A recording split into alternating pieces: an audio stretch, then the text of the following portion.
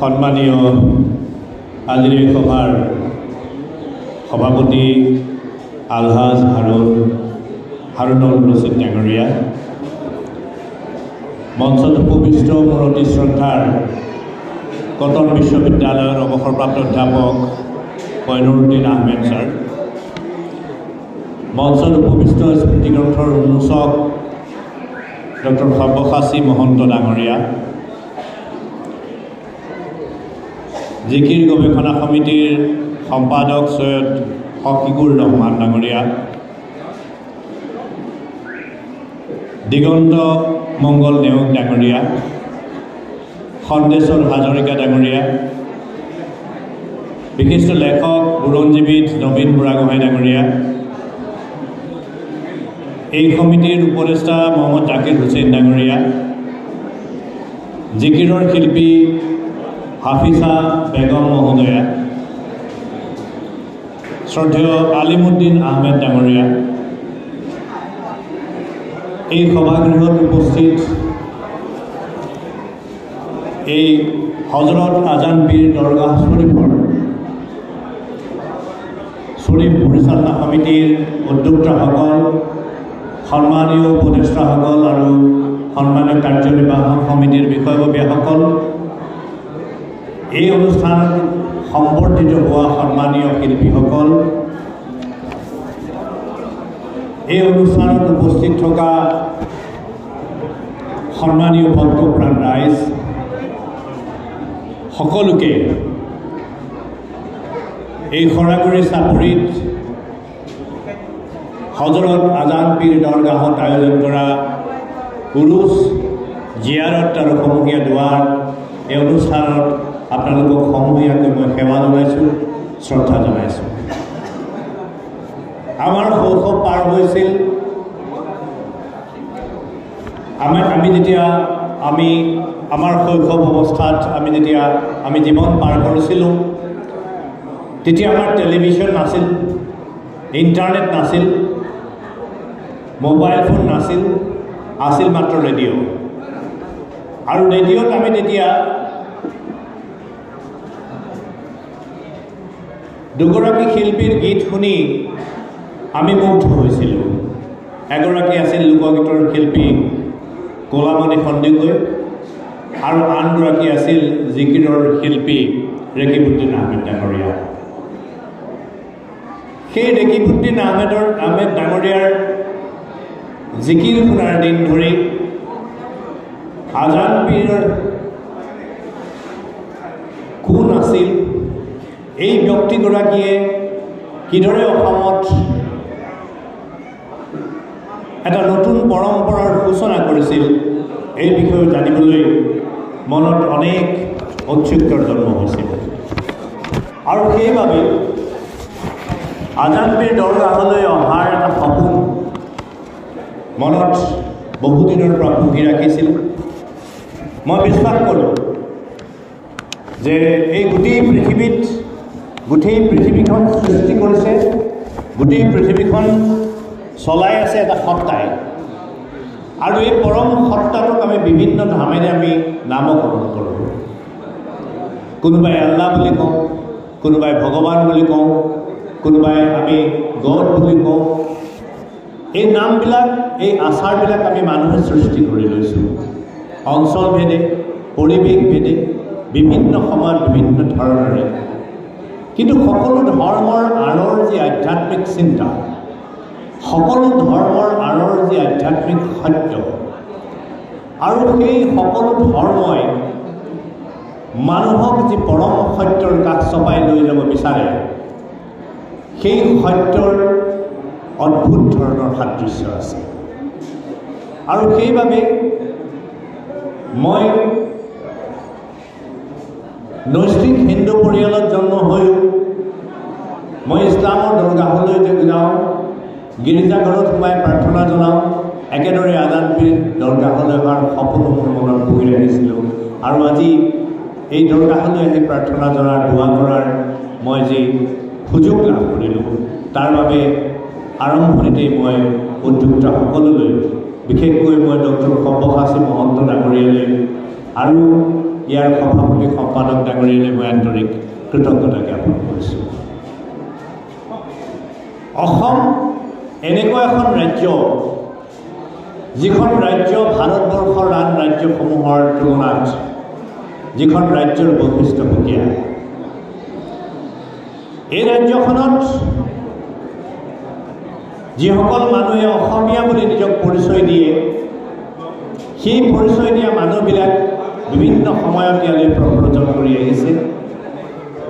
যোৱা 2 শতিকাৰ কিছু ৰাজনৈতিক প্ৰব্ৰজন আৰু যোৱা 2 শতিকাৰ কিছুমান কথা বাৰ্তাক বাদ দি অসমলৈ প্ৰব্ৰজন কৰি অহা বিভিন্ন সময়ত বিভিন্ন অঞ্চলৰ পৰা প্ৰব্ৰজন কৰি অহা পূবৰ পৰা অহা পশ্চিমৰ পৰা অহা বিভিন্ন জনগোষ্ঠীৰ বিভিন্ন জনপ্ৰজাতিৰ মানুহবিলাকে আৰে হিমজুৱে অসমখনকেই নিজৰ ঠাই বুলি গণ্য কৰিছে।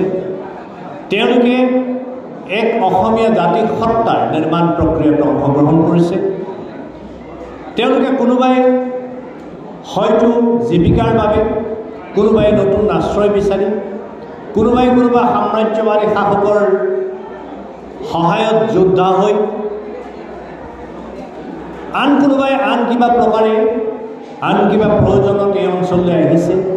কিন্তু এই অঞ্চললৈ আহি ইয়াৰ মাটিকেই নিজৰ মাটি, ইয়াৰ হাৱা পানীকেই নিজৰ হাৱা পানী, নিজৰ জীৱনদায়িনী উশাহ ল'ব পৰা বতাহ বুলি গণ্য কৰিছে।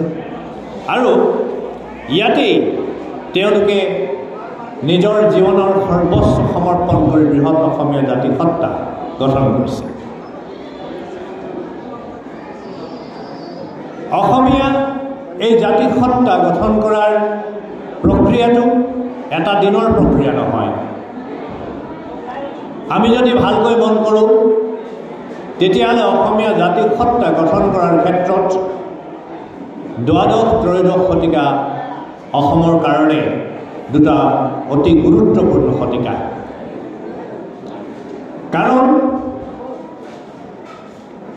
মই এটা কথা মই অকণমান সাহিত্যৰ পৰা মই কথাষাৰ ক'বলৈ চেষ্টা কৰিম। শংকৰদেৱৰ পূৰ্বৰ যিকেইগৰাকী লেখকৰ নাম আমি পাওঁ, সেই লেখক কেইগৰাকীৰ ভিতৰত এগৰাকী কবিগৰাকীৰ নাম হৈছে হেম সৰস্বতী। আৰু এই কথাটোত যথেষ্ট চিন্তা কৰাৰ থল আছে যদিও কোনো পণ্ডিতে হেম সৰস্বতীকেই শংকৰদেৱৰ পূৰ্বৰ প্ৰথম কবি বুলি কৈ গৈছে। সেয়া কিমান সত্য সেয়া ডাঙৰ কথা নহয়, কিন্তু হেম সৰস্বতীৰ কাব্যত প্ৰথম অসমত আৰবী ফাৰ্চী বুলিও এটা শব্দ পোৱা যায়।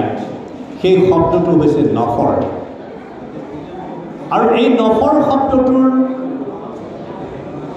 শব্দটোৱে বোধ হয় অসমীয়া সাহিত্যত বোধ হয় বুলিয়ে মই কৈছোঁ।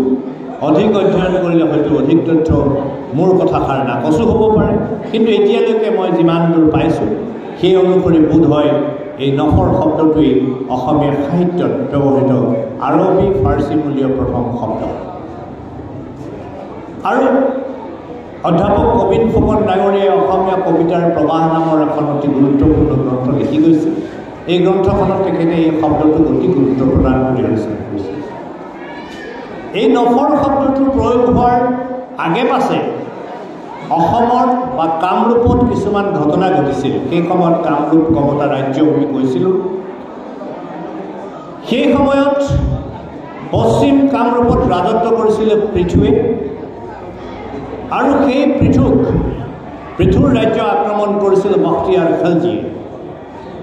আৰু বখতিয়াৰ খিলজীয়ে 1206 খ্ৰীষ্টাব্দত বোধ হয় অসম আক্ৰমণ কৰিছিল, কামৰূপ কমতা ৰাজ্য আক্ৰমণ কৰিছিল, পৃথুৰ ৰাজ্য আক্ৰমণ কৰিছিল। আৰু সেই সময়তেই বোধ হয় অসমলৈ প্ৰথম ইছলামিক প্ৰব্ৰজন আৰম্ভ হৈছিল। আৰু যুদ্ধ কৰিবলৈ অহা হয়তো একাংশ যোদ্ধাই অসমৰ এই হাৱা পানী, এই মাটি এই বতাহ তেওঁলোকৰ বুকুৰ আপোন কৰি ইয়াতে থাকি গৈছিল আৰু থাকি যোৱাৰ পৰিণতিতে তেওঁলোকে অসমীয়া ভাষাত অসমীয়া মানুহৰ সৈতে কথা-বাৰ্তা পাতি অসমীয়া ভাষালৈ বৰঙণি আগবঢ়োৱা প্ৰক্ৰিয়াটো আৰম্ভ কৰিছিল, যাৰ কাৰণে হেম সৰস্বতীৰ ৰচনাত নখৰ শব্দটো পাবলৈ সুযোগ লাভ কৰিছিল। এই ত্ৰয়োদশ শতিকাতে পূবৰ পৰা চুকাফাই অসমত প্ৰৱেশ কৰিছিল। এই ত্ৰয়োদশ চতুৰ্দশ শতিকাতেই কমতা ৰাজ্য আৰু গৌড়ৰ মাজত এখন যুদ্ধ হৈছিল আৰু এই যুদ্ধতেই গৌড়ৰ সম্ৰাটে কমতাৰ সম্ৰাটক, তেতিয়া দুৰ্লভ নাৰায়ণ আছিল কমতাৰ ৰাজ্যৰ ৰজা, সেই কমতাৰ ৰজা 7 ঘৰ ব্ৰাহ্মণ আৰু 7 ঘৰ কায়স্থ তেওঁ উপঢৌকন হিচাপে আগবঢ়াইছিল আৰু এই 7 ঘৰ কায়স্থৰ মাজতেই আছিল শংকৰদেৱৰ পূৰ্বপুৰুষ চণ্ডীবৰ। গতিকে কিবা প্ৰকাৰে অসমত চুকাফাৰ প্ৰৱেশ, অসমলৈ শংকৰদেৱৰ পূৰ্বপুৰুষসকলৰ প্ৰৱেশ, অসমলৈ ইছলামিক প্ৰব্ৰজনৰ ইতিহাস কিবা প্ৰকাৰে এই দুয়োটা শতিকাৰ মাজতেই মিলি আছে।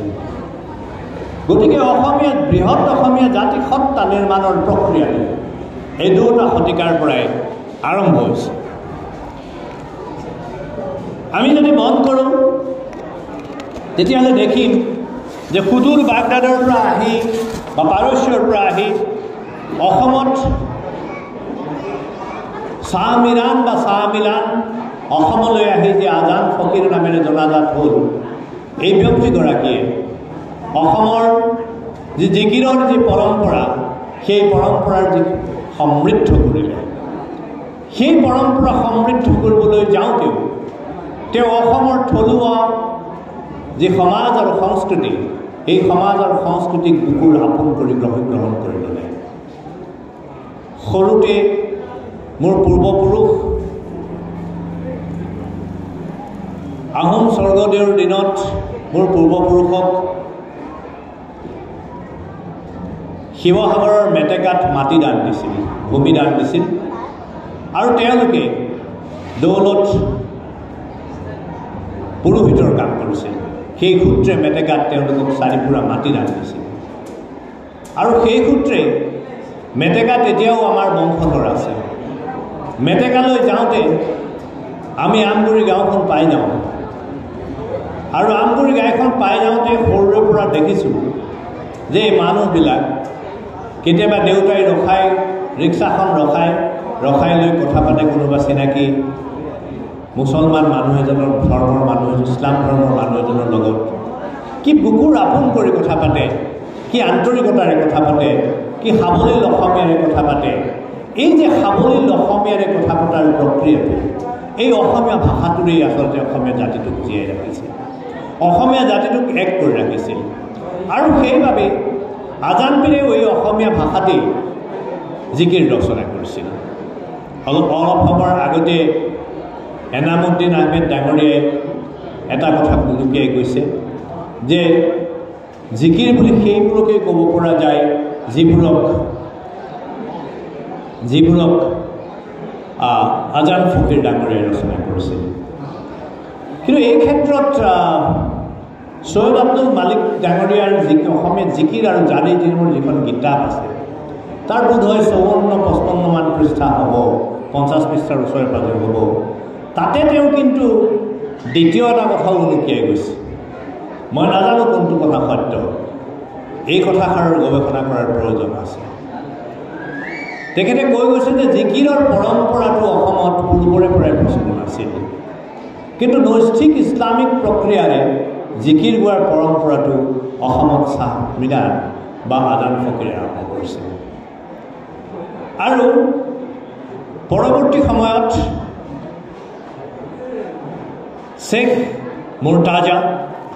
শেখ ফৰিদ, সৈয়দ মুৰ্তাজা, বান্দৰ ফকীৰ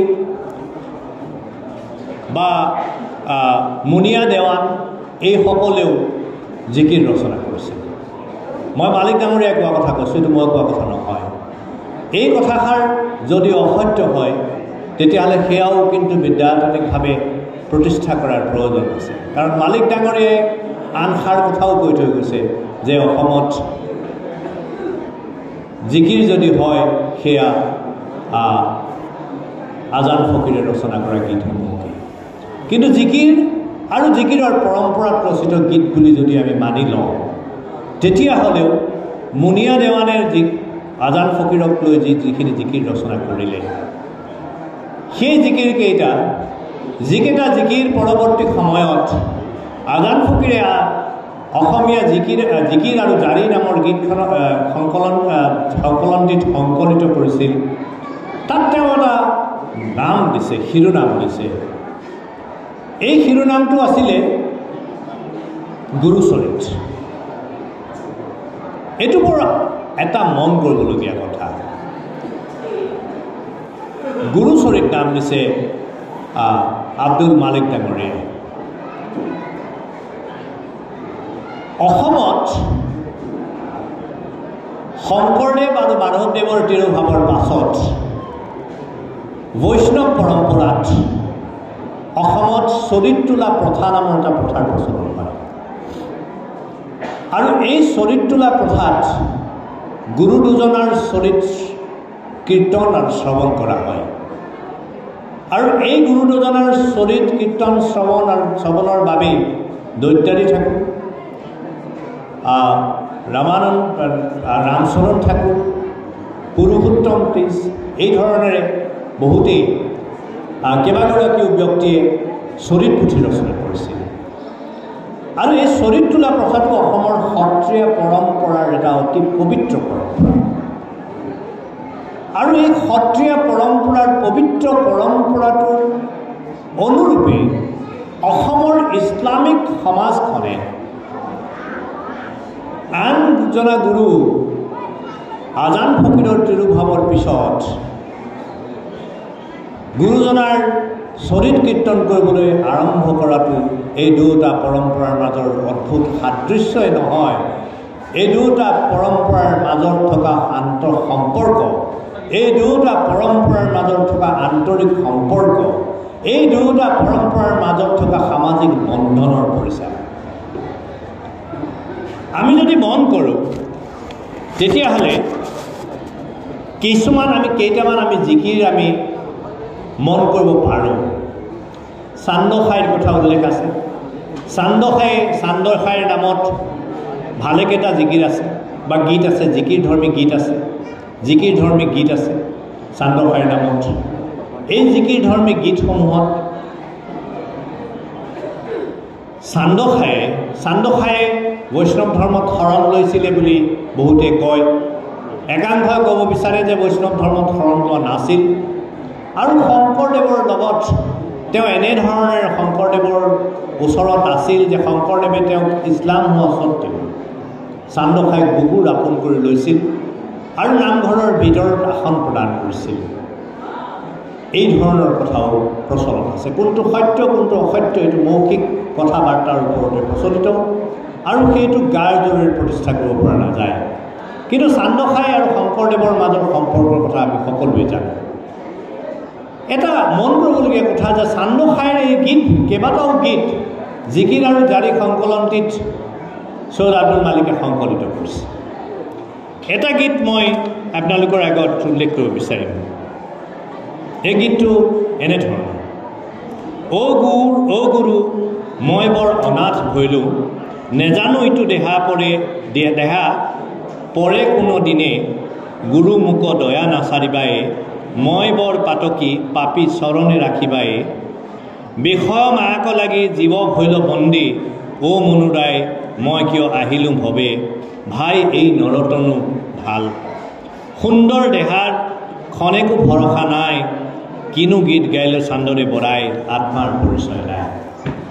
এই যি গুৰু আৰু ভকতৰ সম্পৰ্ক আৰু এই যি চান্দখাইৰ উল্লেখ, এই দুটা প্ৰসংগই অসমৰ বৈষ্ণৱ পৰম্পৰা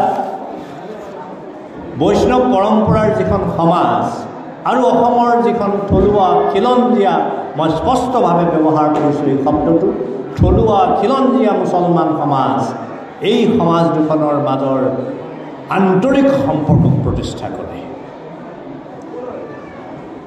আমি জিকিৰত কি পাইছোঁ, কিমান উদাৰভাৱে এই গীতবোৰ ৰচনা কৰা হৈছিল।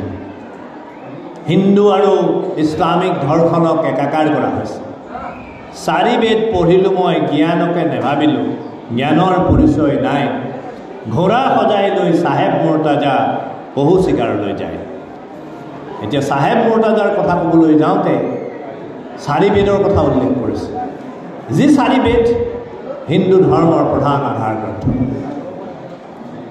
ভাৰতীয় আধ্যাত্মিক দৰ্শনত যি পৰম সত্তাৰ সন্ধান কৰা হৈছে, ভাৰতীয় আধ্যাত্মিক দৰ্শনৰ যি সনাতন হিন্দু ধৰ্ম, সেই সনাতন হিন্দু ধৰ্মত যি পৰম ব্ৰহ্মৰ কথা উল্লেখ কৰা হৈছে, সেই পৰম ব্ৰহ্ম অনাদি অনন্ত পৰম ব্ৰহ্ম। সেই অনাদি অনন্ত পৰম ব্ৰহ্মই এই কোটি কোটি পৃথিৱীৰ জীৱকুলক সৃষ্টি কৰিছে, সহস্ৰ যোনিক সৃষ্টি কৰিছে। এই সহস্ৰ যোনিৰ মাজত উত্তম যোনি প্ৰাপ্ত হ'বৰ বাবে মানুহে পৰম ব্ৰহ্মৰ সংসৰ্গ কামনা কৰে, মানুহে প্ৰাৰ্থনা কৰে ভগৱানক। মানুহে এই জীৱাত্মাৰ পৰা মুক্তি লাভ কৰি পৰম ব্ৰহ্মৰ সংসৰ্গ লাভেৰে পুনৰ জন্ম লাভ যদি কৰে, তেতিয়াহ'লে উত্তম যোনি লাভৰ বাবে মানুহে প্ৰাৰ্থনা কৰে। মানুহে এই যিটো প্ৰাৰ্থনা, এই প্ৰাৰ্থনাৰ সৈতে ইছলামিক ছুফিবাদী দৰ্শনৰ যি ৱাদুল উজুদ বা সৰ্ব আল্লাহবাদৰ যি সম্পৰ্ক, সেই সম্পৰ্ক আমি মন কৰিব লাগিব। আৰু সেইকাৰণে মই আৰম্ভণিতে কৈছোঁ যে সকলো ধৰ্মৰ মূল একেই, তাৰ যি আধ্যাত্মিক গুৰি কথা সেই একেই। ধৰ্ম আচাৰ, এই আচাৰক আমাৰ ব্যক্তিগত জীৱনৰ বাবে আমি প্ৰয়োগ কৰোঁ। অলপ সময়ৰ আগতে মহন্ত ডাঙৰীয়া যিটো কথা ক'লে যে ধৰ্মৰ নামত বিভাজন হ'ব নালাগে। ধৰ্মক যেতিয়া আমি ৰাজহুৱা জীৱনত ব্যৱহাৰ কৰোঁ, ধৰ্মক যেতিয়া আমি ৰাজহুৱা সংঘাতৰ কাৰণে ব্যৱহাৰ কৰোঁ, ধৰ্মক যেতিয়া ৰাজহুৱাভাৱে আমি যেতিয়া বিভাজনৰ কাৰণে ব্যৱহাৰ কৰোঁ, তেতিয়া ধৰ্ম ভয়ানক বস্তুত পৰিণত হয়। কিন্তু যেতিয়া আমি ব্যক্তিগত জীৱনত ব্যৱহাৰ কৰোঁ, সমাজৰ উৎকৰ্ষ কামনাৰ বাবে, প্ৰাৰ্থনাৰ বাবে আৰু আধ্যাত্মিক উৎকৰ্ষ সাধনৰ বাবে ব্যৱহাৰ কৰোঁ, তেতিয়া এনেধৰণৰ সাদৃশ্যবিলাক আমি লক্ষ্য কৰোঁ। তে ৱাদুল উজুদ আৰু পৰম ব্ৰহ্মবাদৰ মাজত যি সাদৃশ্য আমি দেখা পাওঁ, সেই সাদৃশ্যৰ বাবেই আমি জিকিৰৰ মাজত আমি দেখোঁ, নামে নদী নলা, ব্ৰহ্ম নামে বৈছে জোৰা, আত্মা নামে ৰৈ আছে তাত। ব্ৰহ্মৰ কথা কৈ আছে। অধুৱা পুখুৰীখনি, তাত উঠে নামৰ ধ্বনি, তাৰ মাজে মাণিকৰ পুতলি, ব্ৰহ্ম নামে নামৰ গুৰি, হৃদয় মাজে আছে জুৰি, ত্ৰিপানীতে খেলা আছে সদা। এতিয়া ব্ৰহ্মৰ কথা, নামৰ কথা, জিকিৰতে হওক বা জিকিৰ ধৰ্মী গীতসমূহৰ মাজতেই হওক, কি ধৰণে সোমাবলৈ পালে? নাম, দেৱ, গুৰু, ভকত, সেয়া হৈছে বৈষ্ণৱ মাৰ্গৰ, অসমৰ এক শৰণ নাম ধৰ্মৰ, অসমৰ কৃষ্ণ ভক্তি মাৰ্গৰ 4 খুঁটি। এই 4 খুঁটি অসমৰ এই নাম, দেৱ, গুৰু, ভকত, এই 4 খুঁটিৰ আশ্ৰয়ত অসমৰ যি বৈষ্ণৱ সমাজ গা কৰি উঠিছে, এই বৈষ্ণৱ সমাজৰ সংসৰ্গত, এই বৈষ্ণৱ সমাজৰ নিকট সম্পৰ্কত যিসকল মুছলমান বা ইছলাম ধৰ্মীয় লোকে অসমত বাস কৰিছে, তেওঁলোকে এই নাম, দেৱ, গুৰু, ভকতক নিজৰ এই নামবোৰ, এই সম্পৰ্কবোৰ, এই প্ৰসংগবোৰ নিজৰ বুকুৰ আপোন কৰি লোৱা হৈছে। অসমত থকা বহুত চাহ বাগিচাত থকা খ্ৰীষ্টিয়ান লোকক দেখিছোঁ। এই খ্ৰীষ্টিয়ান লোকসকলে যেতিয়া গীৰ্জালৈ যায়, নামঘৰলৈ যাওঁ বুলি কয়, নামঘৰলৈ যায় বুলি কয়। গতিকে এই যিটো সাদৃশ্য, এই সাদৃশ্য আমি মন কৰিব লাগিব, আমি অস্বীকাৰ কৰিব নোৱাৰোঁ।